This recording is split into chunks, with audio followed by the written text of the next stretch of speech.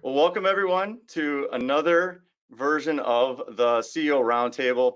I got to say thank you so much to all of the attendees. First of all, thanks so much for trusting us and being willing to come back and listen to what we have to say. There's a lot lots been going on in the last year, obviously. Right before we kicked this off, Lori had just mentioned how different this one feels, right? For everybody here. It was such a weird, different place to be in a year ago, and so much has changed, and I think everybody has learned so much that's why I was so compelled to ask everybody to hop back on with me and have another discussion, because I think there's a lot of benefits that can be really had from every single one of you. I know I'm going to learn something new today for sure. So I'm sure our registered attendees are going to definitely get a lot out of this as well. So just a little bit of housekeeping for those of you who don't know. I'm Corey Westfall. I'm the CEO of Mobile Assistant, and I'm just going to go around the horn on my screen. So I've got Brian McLaughlin, the CEO at Redtail. Hi, Brian. Hey, how's it going, Corey? Good, good. Robert Sophia, CEO at Snappy Kraken. And hello, everybody. By the way, the best dressed on the panel, I must say, with the Mobile Assistant hat. I gotta give him some props there. Hey, a good hat is a good hat. It's a great hat. It's a great hat. Lori Hardwick, thank you so much for being here. Lori represents Riskalyze and 3 other fintech firms, actually. One happens to be on this call as well with Eric Clark. Eric, with Orion. How are you, Eric? Doing well, thank you, Corey. Great, thanks for coming. And last but of course not least, Adam Holt, CEO at Asset Map. Hey, Adam. Hey there, Corey. Hey, everybody. Good to see you.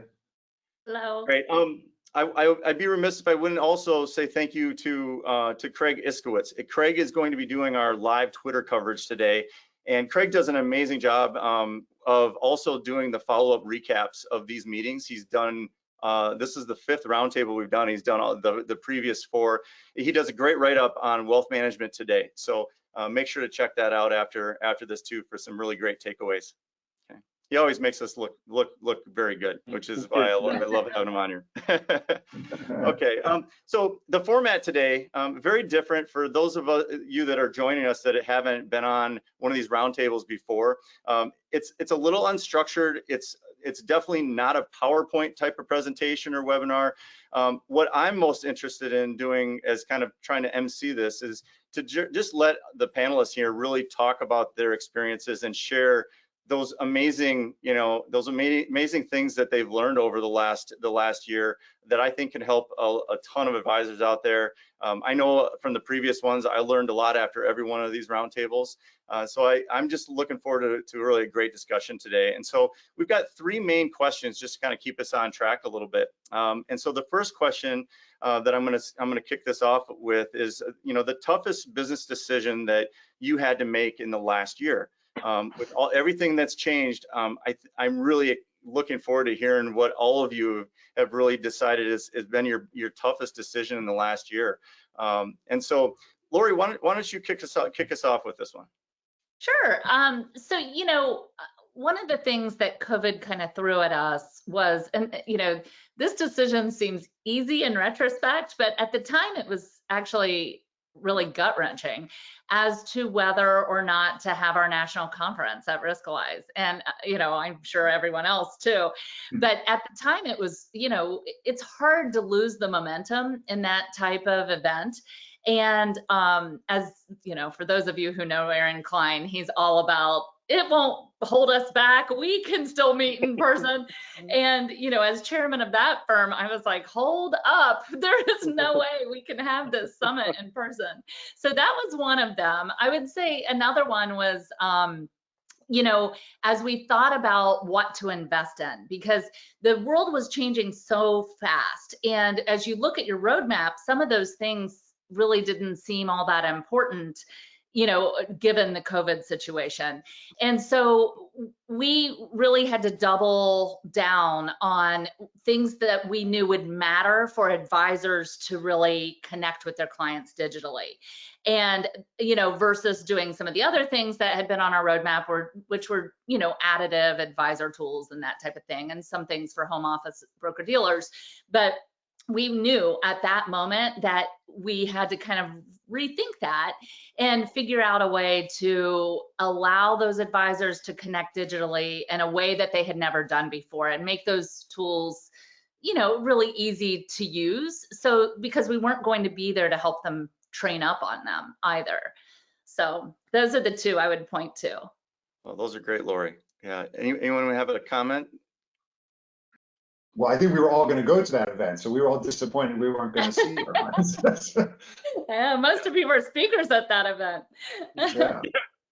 Well, I think it definitely made it real for us when we were looking at all the events that were canceling. As soon as the Riskalyze conference got canceled, we're like, okay, this got serious, you know. Real. And so, yeah. Well, you know, it'll be fantastic. I know I speak for everybody that on this panel, especially, that is so used to connecting in person. Those events are so needed, and I know I, for one, am so excited to get back out and be able to start attending some. So it's great. Thanks, Lori. Of course. So Adam, what were some of the toughest decisions you made this last year? Yeah, it's funny because I didn't really think that it was such a challenge, real business decisions. But looking back when you asked that question, one of the things I was really hopeful of doing in the early days of Asset Map was I had seen somebody walking around with a T-shirt that said, "Eat locally." And basically the idea was, can I invest in my local population, where I live, where I eat, where I sleep? And in Philadelphia specifically, I moved us into the city as a family so I could walk to work. My kid goes to school 3 blocks from my house. I walk her to school, then I walk to work, and I live this lifestyle within a mile. And I was trying to hire everybody in Philadelphia. And when COVID happened, all of a sudden 5, 6 people said, well, we want to move. And I had a hard time thinking that this is going to disrupt my whole eat locally concept. And I was really worried because we actually grew into COVID. We hired several people. We grew about 20%. And it forced me to reconcile whether we were going to hire locally or not. And we decided to not. So we started distributing our employees pretty much everywhere. Everybody moved. And I know that Robert has been doing this for a while. So I felt there was some level of, okay, it can be done at an earlier stage company. But it was something we were forced to do. And I'm really curious however my peers kind of handled that. It was letting go of that was probably one of the bigger decisions that I needed to make because I felt like I was going to lose connection and control. Yeah, no, that's great. That's great. And Robert, definitely let you talk on this too. But for Mobile Assistant, we were blessed in that we were already a remote workforce. You know, our 100+ employees are throughout the country. And so, but what it did make us do is it made us really redefine and re-examine how we were connecting with our team. And by doing those kind of really important discussions of it's one thing just to stay connected by emailing, but you need to introducing technology to help really connect everybody virtually. It made a huge difference for us, just making our communication, our culture better, because it was so focused on the virtual environment. I think it was something that obviously everybody knows it's partially here to stay. So good things for the company. And it's nice to hear that you did that, Adam, and got through it well, because it was definitely a shift for a lot of companies. But Robert, love your thoughts on this too. Yeah, I mean, you know, we have been remote since 2016, but that aside, Adam's decisions about what to do in this environment are very much similar to our greatest risks or challenges that we faced in decision making. Because if you think about being an entrepreneur, business owner, any advisor listening to this can relate. Like, you have to make decisions about your business, and those decisions have consequences. And when you're doing something on your own, there are inherent risks. However, when you're in an environment like we have been in, it is uncharted territory. You don't know what the outcomes are going to be of the market environment, of the economic environment, of the business environment, of the financial markets. And we are generally optimistic. We are in an industry that believes in what we're doing, and we're confident we're moving forward. But still, you have to recognize, like, some of this is not calculable. Like, we don't really know what the outcome is going to be. So the decisions about how to allocate resources, where to invest, knowing that taking risk is a differentiator, that your inherent bias is to skew our perceptions of risk that exaggerate the possibility of future failure, and helping your team not to get in that mindset, helping them not to exaggerate the consequences of risk and say, look, we're in a business environment, everybody's pulling back, or a lot of people are pulling back. Let's not be that way. Let's double down on our business. Yes, let's spend more money. Yes, let's hire more people. Yes, let's get more aggressive. And some people are just scared of that. So that was tough. When you have a lot of voices saying, hey, we got to be careful right now, and you're saying, no, let's go. And frankly, my board is also saying, let's go. You have to trust your people, but you have to also understand that they might not be in the same mind frame. So that was tough sometimes to know, do I listen to this is too risky, or do I listen to this is the opportunity, let's double down? And along those lines, that's a human capital challenge, managing people and perspectives. I think the other biggest challenge was related to human capital. And this has always been in a remote environment, but even more in COVID, because you have to be an empathetic leader, but you have to expect performance. And there were a lot of people on our team. I mean, there's only 45 of us, but still, there were several that were facing severe interpersonal challenges. Suddenly having 3 or 4 kids at home, suddenly being teachers, suddenly their spouse is out of work, suddenly their income's cut by 30%. And we are where they spend most of their time. And that balance between supporting them, being empathetic, being an emotional crutch, being a listening ear, and then also demanding performance and achievement out of everybody, created a lot of challenging situations. Do we make them use their vacation time, or do we give them the time off? Do we just pay them for that time off even though they're out of vacation time? Do we let them work a more flexible schedule? Those decisions were difficult, and I'm talking too much, but I'll just say lastly, investing in people more and investing in business more, in spite of the challenges that we've seen, has turned out to be the right decision for us. Mm-hmm.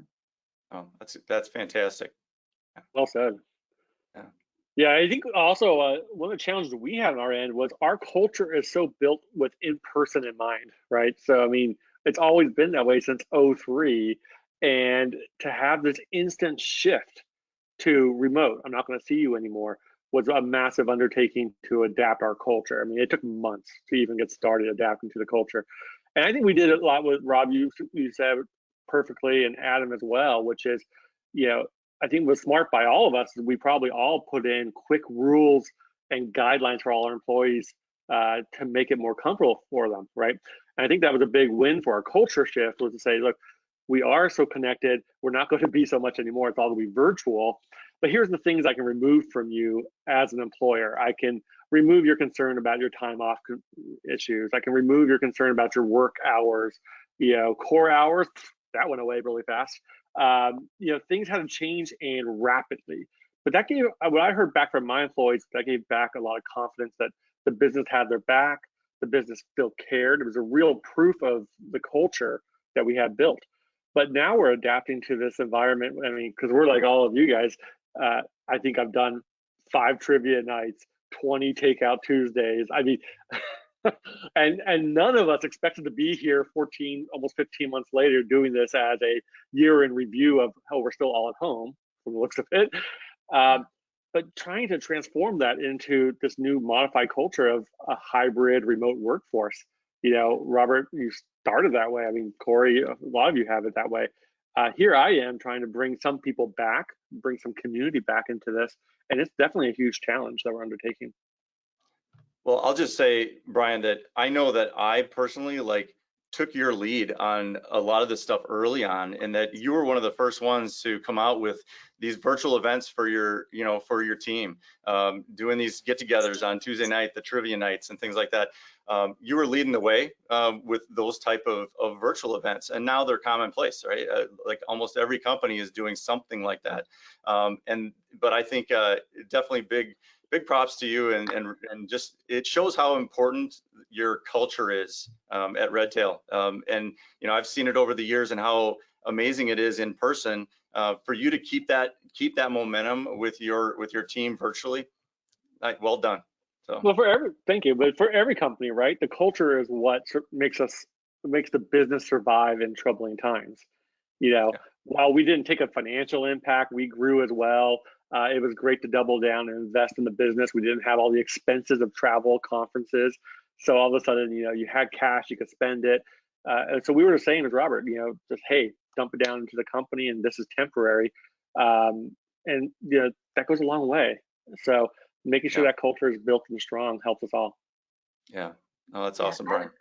I would just add there, I think I'm a strong believer in that culture is built, when you as a team are really experiencing bad times and good times. And, people who may not always see us or you guys really as leaders all the time working, at your desk and figuring out problems, they take your cues for when things are really bad for how you react. And even if they just see you in the hallway, it's kind of like a comfort. And so I was very worried about the fact that everyone was alone in their homes and not able to see how their leadership was really responding, so that they could take that cue and feel a little more comfortable. And so I'm really glad. I think that, all of you have done a good job of trying to be visible in a digital world, so that they could at least see you and feel comfort that way. Yeah, oh, that's great, Lori, thanks. Eric, I'd love to hear what you've done at Orion. I know you've had plenty of challenges yourself in the last year, so I'd love to hear what was one of your biggest decisions you had to make in the last year. Well, I think, everyone here has covered so many of these things so well. I can relate to Lori's comments, perfectly, is around, deciding whether or not to have a conference. I think as I look back over the past year, there's probably never been a year in my life where plan A didn't work out, time after time. And we had to be very adaptable towards saying, okay, plan A is not going to happen. So, what's the next best thing we can do now as we move forward, since, what we thought was going to happen and how we thought things were going to play out certainly didn't, and wasn't the case. And, we have had an opportunity to bring our business together with Brinker Capital, which has been wonderful.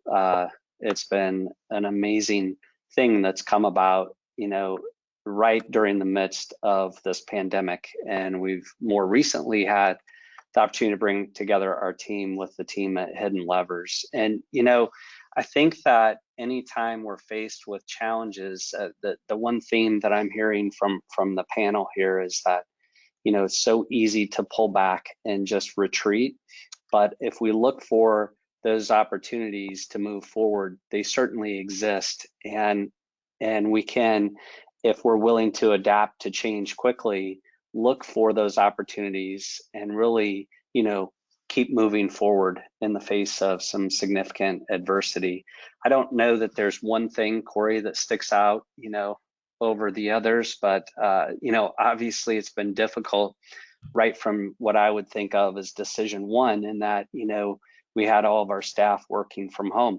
From that time forward, life has certainly been very, very different for us. But in the face of these challenges, we've said, okay, well, where are the opportunities? And you know what? There are even more of these changes taking place in the world around us today. Tax codes are about to change, what cap gains rates, those types of things. Those things create opportunities for all of us to add value to, our clients and our advisors, to add value to their investors in new and unique ways. And so if I look back over the past year, I just sum it up in a theme of change and adaptability. And, the biggest lesson that I learned personally was that, got to be willing to change quickly and continue to look for opportunities. Yeah. Well, that's great, Eric. I mean, I think that's the biggest decision, right? Is to not do what a lot of people have like a tendency to do in really difficult situations, which is to just freeze, right? And stop and just kind of wait to see what happens. It sounds like you definitely continue to push the envelope and just keep getting better, that's a great story. Right. And I would add, because I have a bird's eye view of all of this, you have done a phenomenal job of leaning into the opportunity, like you said, with Brinker and, with Hidden Levers acquisitions, and being able to actually bring those teams together during COVID was, I mean, I've done other private equity deals, but I have never done one where they literally had not met in person other than a Zoom room for many months after the companies were married together. And it, because of, Eric's and Noreen's leadership and really encouraging the teams to meld, I am just so proud of the way that has worked out, because it is really amazing. Oh, that's great. Well, thank you, Lori. I have to give Noreen a ton of credit. It has been a bit of an experiment, so to speak, to bring companies together via Zoom. But in some ways, maybe it's been easier, right? I mean, so in some ways, we can all digitally connect and spend more time together than maybe we would have if we were doing things the old-fashioned way. Hopping on planes is certainly all of us are very well familiar with, and traveling and the amount of time that takes. And so, now things just simply don't fester, right? We're able to hop on a Zoom and address them right away, and we're all comfortable doing that. There's certainly so many positives that have come out of this past year as well. So, yep. Yeah, that's a great perspective. Great.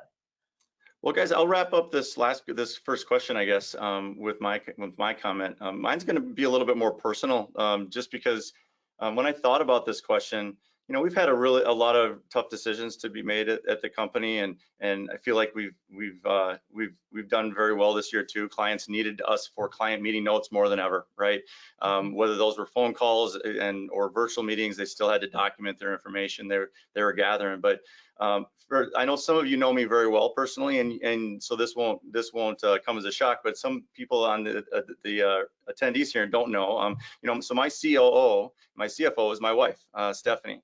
And so just like everybody that's on this call today, when everything locked down and we have 5 kids, 2 twins that are less than 3 at the time, we had to try to figure out if it made sense and it was in the best interest of our company to continue to work together, because it became really difficult. She is brilliant and amazing at what she does. But she was also used to being away from me like a couple times a month, right? I would go on these events, and so we had our space and really kind of had our own lanes within the company. Well, all that got merged together. Everything like with the kids at home, with school, not going into the office, trying to find like hours throughout the day where we could both devote time that we needed to our work, so that we could get done the things we needed to.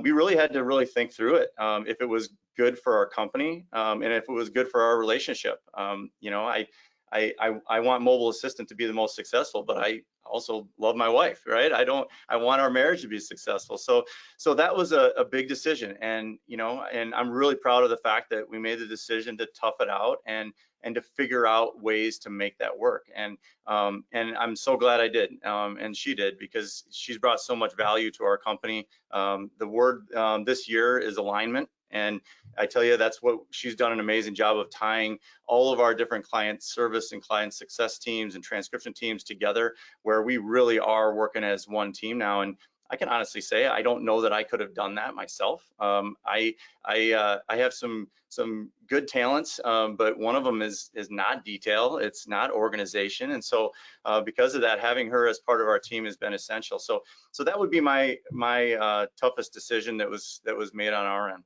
So that's great. Well, we're glad to hear you made it. Yeah, I'm still in one piece. So that would have been really bad if it was the big announcement that one or the other did not make it. So I was hoping for the best while you were going through that. That was a little cliffhanger there, Corey. I was waiting. What's the news? What's the news?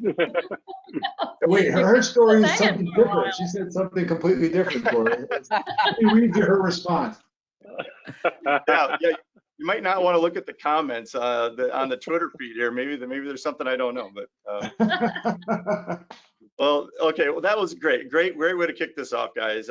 Let's go to the second question, which so I think this is a really interesting one too, which is, when you think about, it sounds like everybody in all of our companies were successful in the last year. Well, I'm sure a lot of people that are on this call would like to know how that's possible. Like, what were the vital elements that each of you could point to say, this was one of the main reasons for our success? I think it's an interesting question. So Lori, why don't you kick us off on this one again? Well, I think that, you know, as we've already touched on, you know, the culture piece of this is so important to, and it is critically vital to success in any company. But certainly, you know, with Aaron Klein and Riskalyze, that thing is hinging on, you know, just all the extra things that they do, not just for their employees, but their clients. And so a lot of the things that, you know, we were looking to, you know, make sure that the company persisted were, for example, monthly meetings with an all hands on presence and able to, for people to call in for that. When right before COVID, we opened a new branch, I guess, if you will, or division in Poland. And so that was a whole nother piece of this where we had a lot of our, like the folks out of Auburn, California, flying down into Poland to help, you know, make sure that they were trained up and really felt the Riskalyze blood flowing through their veins. And so all of this has really led us to a point now where we do know that culture can be carried digitally. And I think that that element will persist going forward. We've had a number of our employees asked to, well, as Adam was saying, asked to move. And that was, you know, a really, really big consideration for us. And even as we're looking to, you know, for the country to open back up and everything to get back to normal, you know, a lot of those people will still be remote because of those decisions at the time. And also probably just because, you know, that is the way things are going. So people like to work from home. And if we can make that accommodation, we want to. So that, you know, those are the types of things that I think will persist from those decisions that we made during COVID that I really strongly believe would not have been made if a lockdown had not happened, because, you know, getting to the place where you feel like innovation and collaboration can really happen without being in person, it almost takes a lockdown of that extreme nature to really understand that it actually can happen outside of being in person. Oh, yeah, that's a really good point. Yeah. Yeah, I mean, for us on our side, it was just communication, opening that up, the floodgates on communication, particularly from our level, from my level. You know, I was doing weekly updates on Wednesdays, felt Wednesdays were a good one. But I'll be honest, I got burned out for sure after about 6 months of that. Like, what else do I have to say to you guys? And then we'll switch to every other Wednesday. So that worked out well. It's funny, I finally personally took a small mini vacation just the other day, 2 weeks ago, for the first time in over a year. And I skipped updates. I think we went 3 weeks without any updates. And the amount of employees that reached out to me to say, "Are you okay? Like, is everything okay? Where are you?" I'm like, "I'm fine. I'm on vacation. It's just, you know, I'll get back to you." Was a huge reminder of how important that communication is. So I'm actually doing, tomorrow, I'm doing our first ever CEO AMA, or Ask Me Anything, to try out just the open floodgate Zoom. Come talk to me. I'll be here for an hour and a half. Ask me anything you want to talk about, and trying to open that communication more, because yeah, weekly Wednesday updates, they're definitely, I'm kind of over that. So trying new things, but the communications are so critical. How cool is that though? That, you know, that your team knows that, you know, you respect them enough to open up a live Zoom with no agenda. Come and talk to me and tell me what's on your mind. I think that's fantastic. I'm telling you, I'm terrified, but I'm excited and terrified all at the same time. It's kind of this weird thing, you know. It's like you're excited and like, oh my gosh, what are they gonna ask me?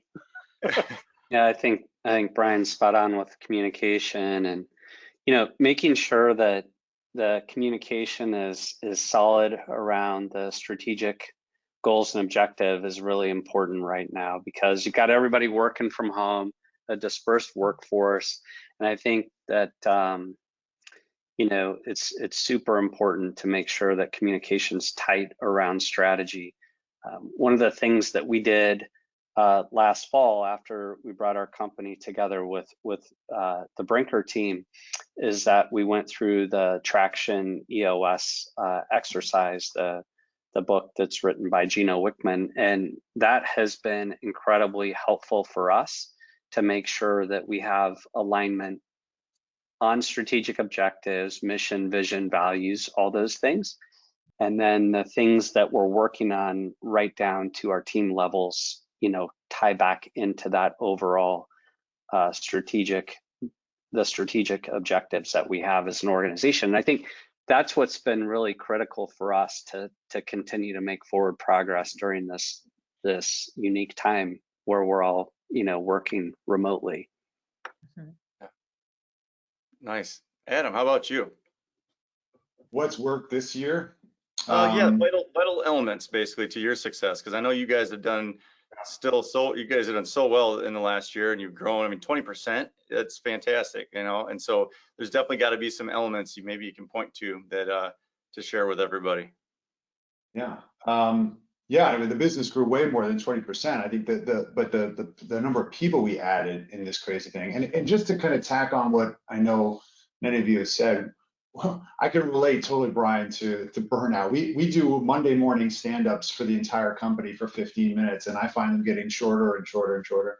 And we also do Wednesday lunch at the entire company because we were all local. We used to buy lunch on Wednesdays. It was like our big poke time. Everybody would get together. And interestingly enough, just some great ideas. We did create a fund committee, and we actually gave ownership out to other people. After a while, it was becoming too much leadership centric, right? We were always just disseminating vision, strategy, what was important to us, and not creating a space for other people to take ownership of it. So I think, ironically, I'll speak for our team and say we probably are more connected than we've ever been because we have so many fun events, and we do origami nights, and we invite speakers to come in and do magic shows for the kids. And it actually probably in many cases become our only outlet for that kind of social building. I think for us, obviously we're all in the technology side of fintech. I think it was really interesting to see how product aligned we were, because we tend to focus on that interaction level between an advisor and a client, that meeting environment. When all the advisors were forced to go from face-to-face meetings to remote meetings, all of a sudden we saw an explosion, because we were always designed for a remote screen sharing environment. Even in my own practice, 90% of our meetings at the firm for the last 5 years were remote. So we were very much suited for this in training and also product that we didn't have to retool. So I think we tended to actually be served by the fact that all advisors were re-engaging. What am I going to what is my tech stack supposed to look like now? Because I got to actually make decisions. I need to make my customer experience thrive. And then also, how do I deliver advice when my client has 30 minutes of attention in between Zoom meetings and I can't show an 80-page report? So I think that really was a huge catapult for us this year. And it was coming, but clearly COVID was a catalyst for it in another way. Yeah. Awesome. I mean, I know that's affected Robert, because I mean, the request for marketing is just off the charts now. Yeah.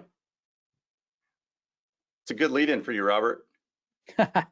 Well, I thought about, should I talk about how much we doubled down on digital marketing? It sounds self-serving, but it is funny how the old analogy about a cobbler's kid has no shoes when you run a marketing company, and we were out there marketing at conferences. And then all of a sudden we said, wait a second, we got to go all digital. So it forced us to really give attention to our own digital strategy. And it was good. I mean, we grew 400% last year. It was insane. But digital was a big part of it. And I think that's a quality that, for lack of a better word, I mean, it's essential at this point. It's table stakes.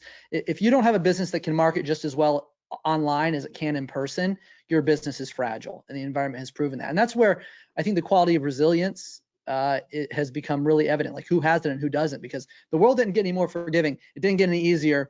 We either got stronger and more resilient, or we went backwards. And the people in our organization who are resilient, being resilient as leaders, it means that we accept our new reality.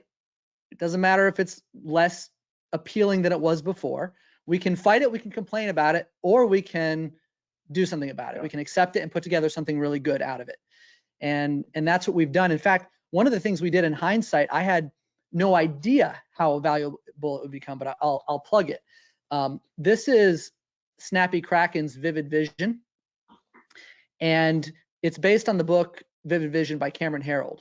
Now, in the fall of 2019, we actually got together as a team, rolled out our vision, and then established OKRs and KPIs for everybody in the company, for everybody's job. That shared vision, that shared alignment got us through the year.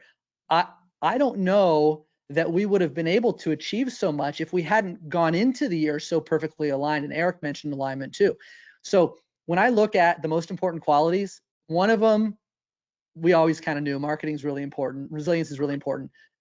The other one, we were kind of surprised how vital shared vision was going to turn out to be. But those are the things. And as a leader, whether you're a small advisor with a few employees or you're running a big company, if you don't have resilience baked in, if you don't have a digital strategy baked in, if you don't have shared vision and alignment around your goals for the entire company, you're not going to be able to thrive in times of crisis. And this really proved that.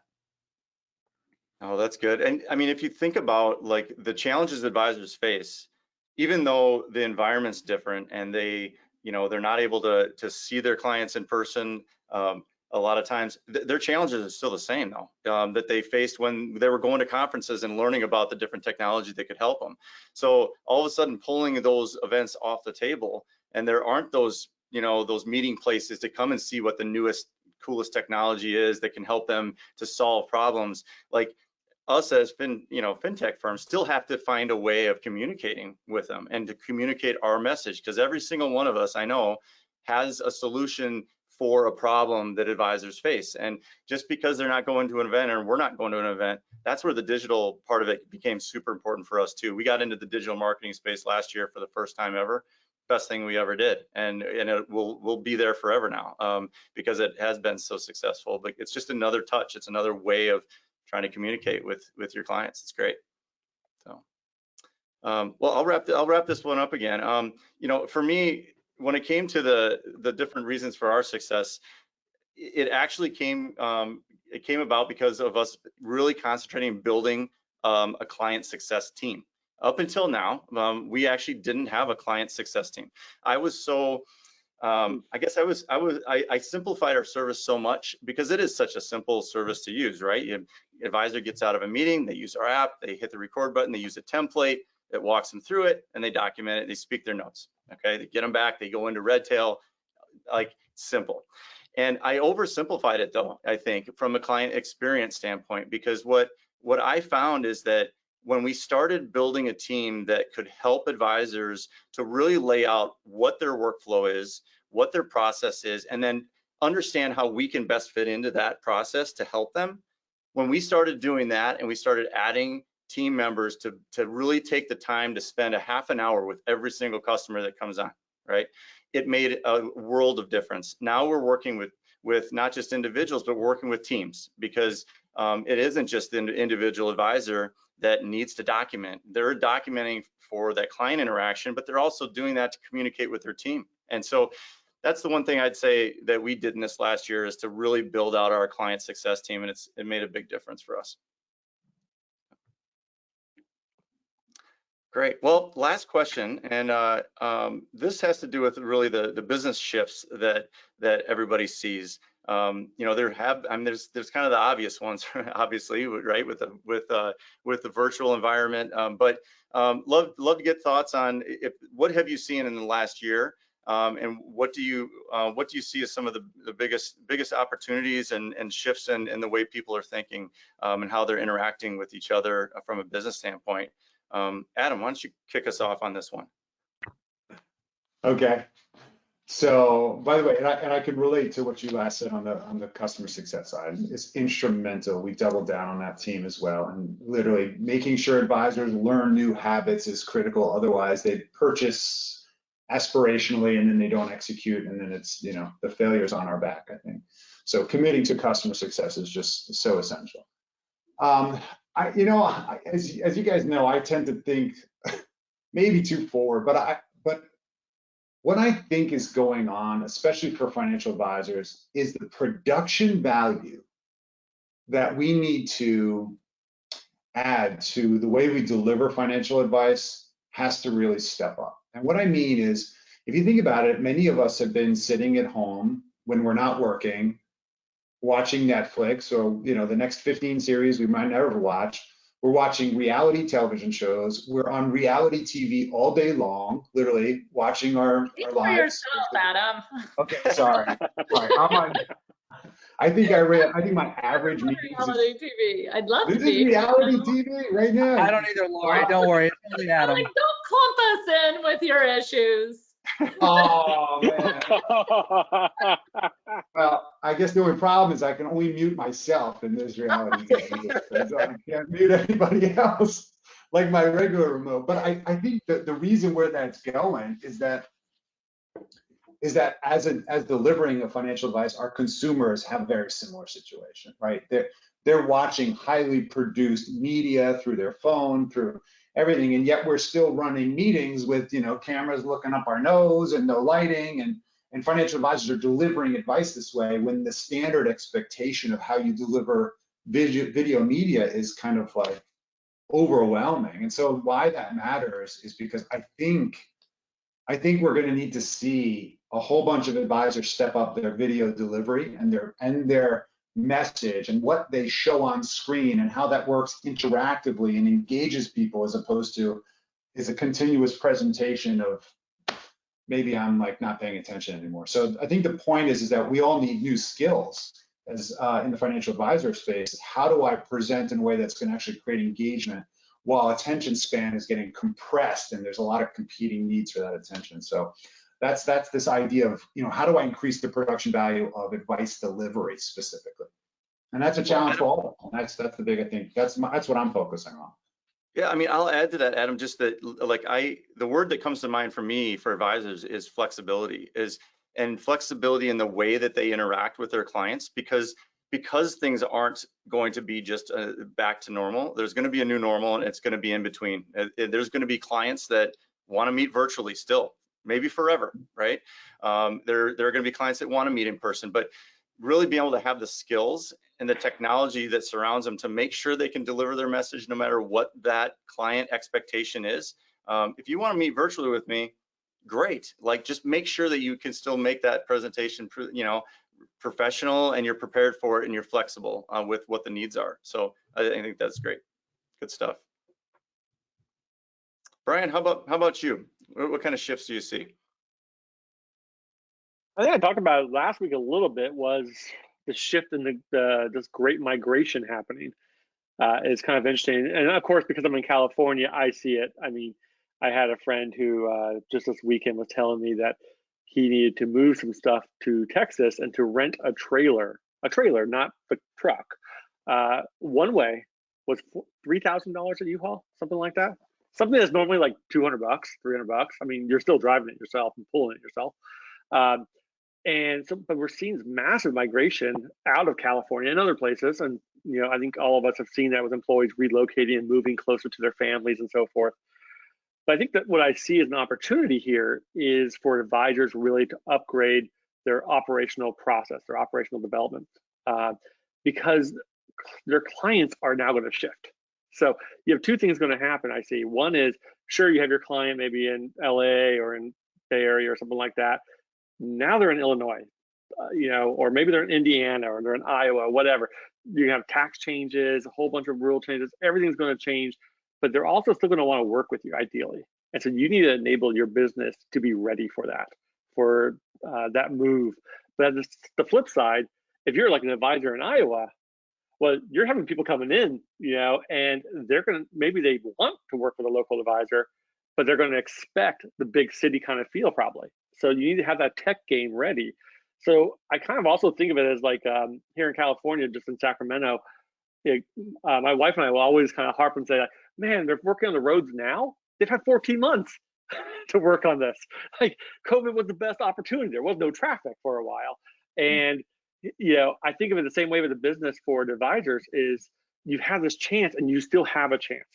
to keep upgrading that process and upgrading the development, whether it's in digital marketing, whether it's in tying in your systems better together, more integrated, whether it's upping your client experience game with this new remote world.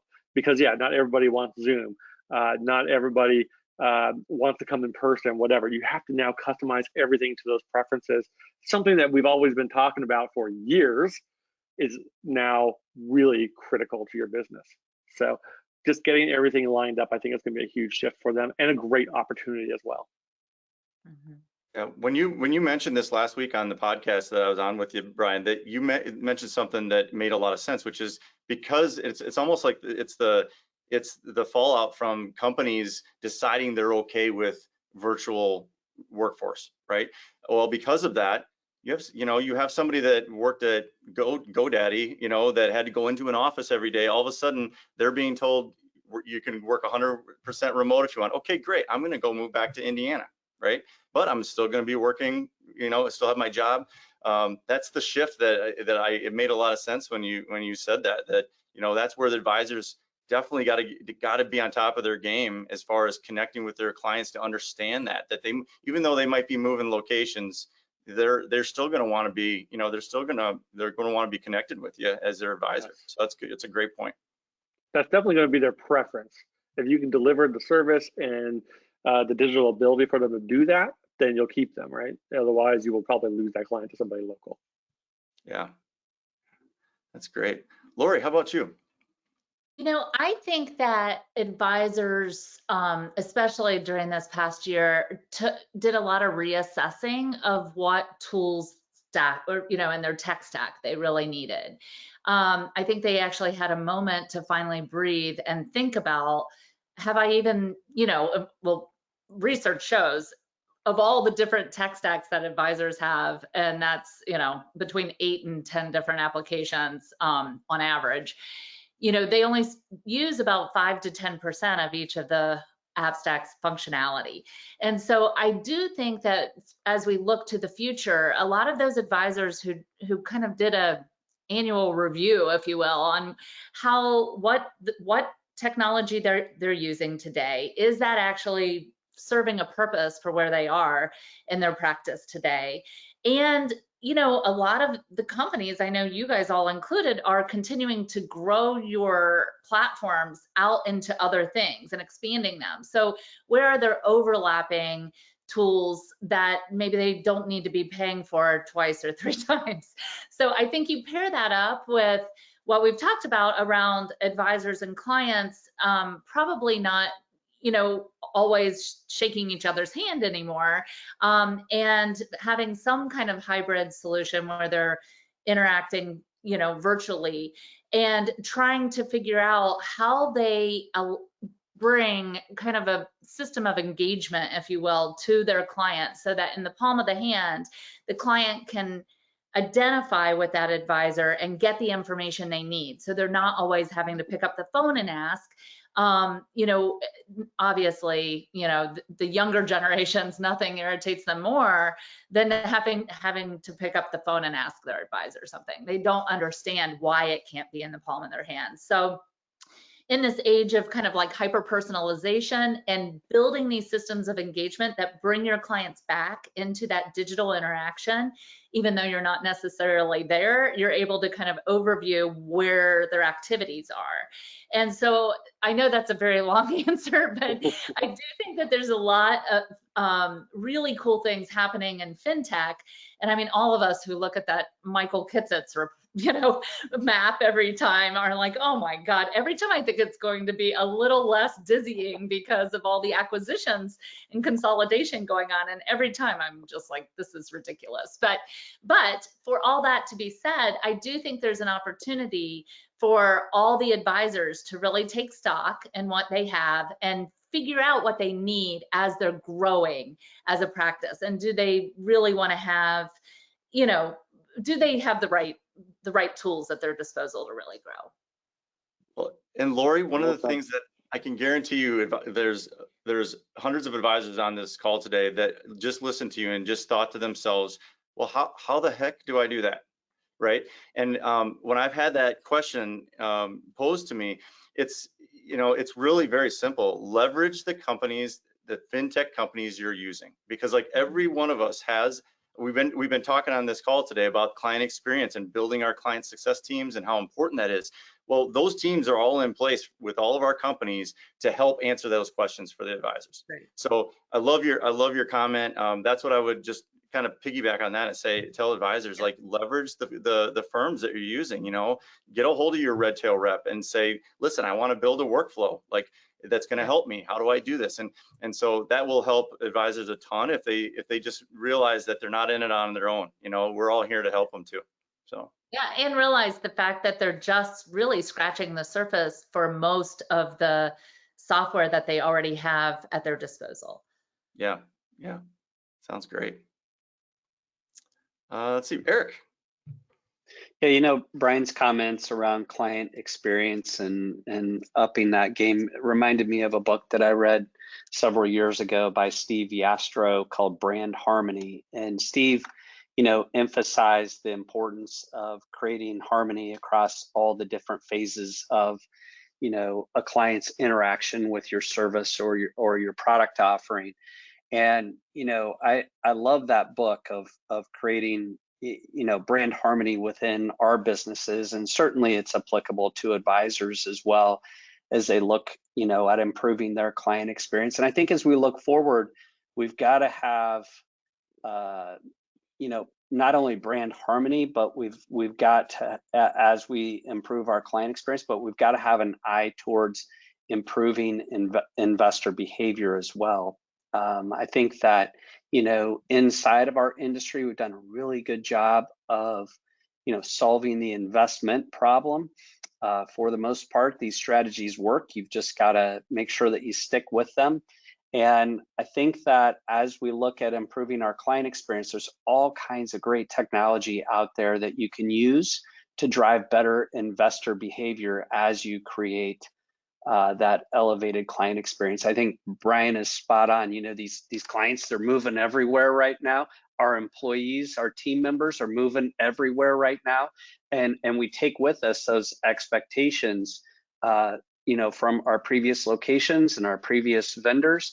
And as we establish new relationships, you know, we're going to expect to have great experiences. And our clients and our investors, they're essentially expecting that of us. And so certainly, you know, with our technology here at Orion, we're doing a lot right now. We have been doing a lot with the incredible resource that we have with Dr. Daniel Crosby to really reevaluate our offering and what things we can be doing as a technology provider to ultimately help drive better investor behavior. And I think that's going to be a huge part of an advisor's value proposition as we move forward. Oh, that's great stuff. Thanks, Eric. Robert. Yeah, you know, the comments that have been made, it's hard to add because everybody's generally been focusing on the shift to how we serve people online. I don't want to talk more about how you market online and how you attract clients online because it's been said. But I will just take a slightly different angle to that, which I think is going to level the playing field for businesses and has been, to me, the most significant shift. And it has to do with talent. Because businesses win or lose based on the people that work for them. Talent is the game. So what you're seeing now is an ability to get talent from anywhere. The question is, will they want to work for you? They're available. They're leaving companies that aren't flexible. What's going to get them to you? And it's going to be the benefits, the flexibility, the remote work lifestyle that you foster. But more than that, it's going to be, how do you carry culture through an organization where people are separated? How do you scale knowledge through an organization where people are separated? How do you make people feel like they're part of something bigger than themselves with a vision they're tied into, even though they're physically distributed? The companies who can create that and draw people into it and make them feel like they're part of something special, even though they are only doing it online, those companies are going to start to get talent from the major population hubs. We're going to see people that move out of the major population hubs and lose their job and now they're still top talent, but they're in Paducah, Kentucky. Well, guess what? You can recruit them even though you're in Southeast Florida. It doesn't matter. And if even small business owners can embrace that, I think about a solo advisor who is in a small town and they wish they could have just had a couple of rock star paraplanners. They wish they could have just had a really amazing marketing assistant. And there's nobody like that in their town that they can recruit. Well, recruit them from somewhere else in this giant country because they're available. And I think you're going to see more competition because these people are going to, entrepreneurial minded people who've left big jobs, they're going to realize they can partner up with their buddies on the other side of the country and start businesses. I think we're also going to see other advisors who are good leaders, but maybe didn't have that opportunity before, stepping up, seizing it, and competing on a larger level with bigger advisors they weren't able to compete with before. And I think all of that is going to create a real shift in who the players are. You're going to see new players emerging and other players stepping back because they didn't innovate. Oh, that's great. It ties in great with what what my comment was going to be, Robert, which is the shift especially over the last year with instead of concentrating so much on the individual advisor, just being on an island, right? And it's about them and what the technology is in place around them to help them. It's the shift in the thought process that it's more than them. It's the team around them that makes that client experience for the advisor. It makes that client experience the best it can be. And that's what we've really focused on at Mobile Assistant this last year, is trying to help advisors to understand how technology like ours can help with that communication with their team, how to make that streamlined note-taking process that involves your assistant and ties in your client with the communication. That's what I think has been a little bit of a shift this year, and if you think about it, it's it really is because of the fact that advisors weren't coming into an office where they have an assistant that is with them every day, right? And they can hand over some notes and get the new please make sure to add this meeting next Wednesday. Well, you've got to be able to communicate in an efficient way virtually now, not just with your client but with your team members. And so I think that I've definitely seen that shift from a lot of advisors. And for those that aren't doing that yet, they're going to need to, right? They're going to need to try to make that process more efficient and get the most out of it so that they can work efficiently as a team and continue to grow too. So it's great. Well, I was going to say, I know time's already enough, but I have a random funny way to end this. I'm kind of curious of all of you. And I will start first. Is there any hobby or something that you picked up that you didn't have time for before?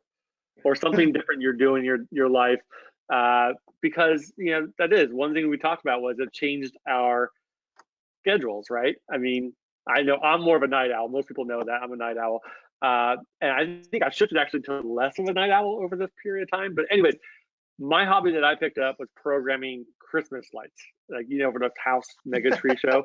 I finally decided last Christmas, I'm like, forget this. I can't be a tech nerd living in this neighborhood. I'm not doing this. So I now have pixel lights all over my house. My wife is pissed off and she's like, clean up this mess. I'm like, you don't understand. It's gonna be amazing in like 8 months. So I'm curious about the rest of you. You guys pick up anything new, fun hobby or something like that, or just do something different? What a great. I'll tell you what, Brian. I love Instacart now. And my pet peeve for my entire life has been going to the grocery store. I hate doing it. I love Instacart. I'm on there, at least once or twice a week ordering things. I love having those groceries show up at the front door. It's pretty fantastic. Even when you live in, out on an acreage in Nebraska, that people will still do your shopping for you and bring you your groceries. I think it's absolutely mind blowing. So. Love it. That's great. Oh, that's a great one. Lori, how about you? You have one, I know. Mine makes me sound like a really old person, but, and it's not like, quilting or something, but we took up pickleball. And so we have a net and, the paddles and everything that we set up in our inner court, and just, because we had to be away and nothing was open. So we have really become avid pickleball players. Oh, that's awesome. That's a great sport. Yeah, that sport's blowing up too. I see pickleball courts all over the place now. Yeah, I had never played until COVID, and then so it's like the perfect thing to say when someone says, "What do you do now?" After what did COVID create for you? Yes. All right, Robert or Adam, you guys both have one, I know. Well, I mean, my daughter and I started doing these paper heads, and these cut paper heads, and you glue these things together. And I got carried away, and I made a whole like zoo of these paper heads that get mounted on the wall. So that's my crazy thing that somehow was therapeutic when I didn't want to watch all the television. I'm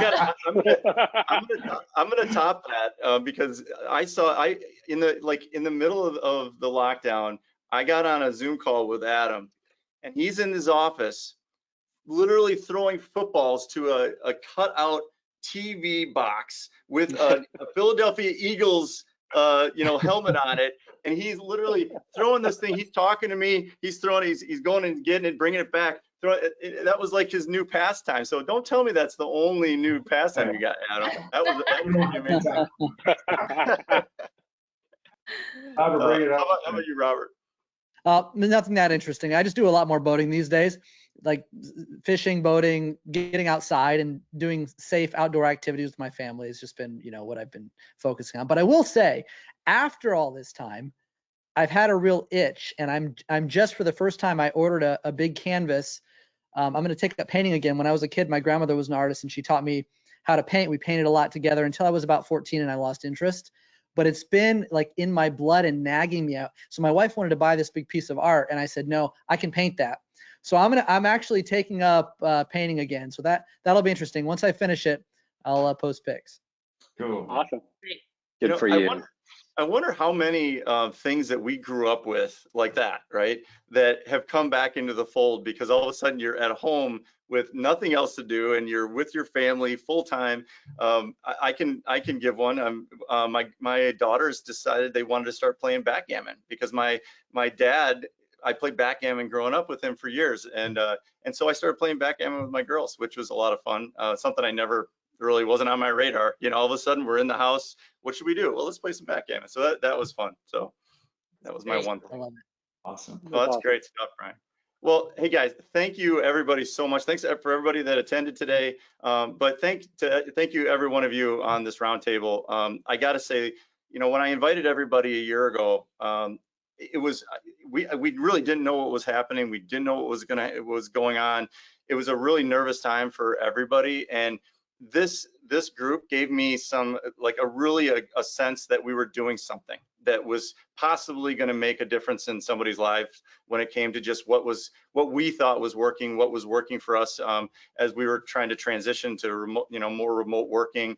I tell you, like going through this last year, that's one of the really good memories that I have, is having all of you step up and really lead through the change that we had to go through. And we're still doing it. I know we still got a long ways to go and a lot more challenges, but I'm excited to do this again with all of you someday, and hopefully in person would be amazing. So yeah, so thanks everybody very much. I did record this, so I'll get the recording out to everybody after the call, and thanks so much.